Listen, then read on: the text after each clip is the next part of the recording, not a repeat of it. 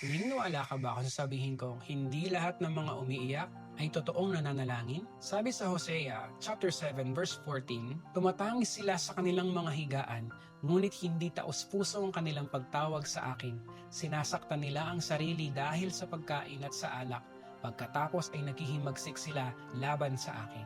Minsan, lumalapit lang tayo kay Lord. Pag may kailangan, pag broken tayo, pag wala ka ng pera, pag hindi na natin kaya, di ba? Pero tanong, malapit ba tayo dahil mahal natin siya at kinikilala natin ang mga pagkakamali natin at nagsisisi tayo sa ating mga pagkakasala? O dahil may gusto lang tayong makuha? Kasi pwede palang mangyari ang umiiyak tayo pero hindi yan galing sa puso. Pwedeng nagpe-pray ka pero hindi connected ang puso mo sa Lord. Alam mo ba kapatid na hindi naghahanap ang Lord ng mga perfect words. Hindi porket naglulupasay tayo, labas ang sipon, pawis, luha, nalulugod na siya. Tandaan natin, alam ng Diyos kung ano ang laman ng ating mga puso at kung tunay ito. Wala rin kabuluhan ng pagtangis kung hindi naman tunay ang nasa puso natin at puro pansariling pagnanais lang ang laman nito. At tandaan natin, sometimes the simplest words contain the sincerest heart.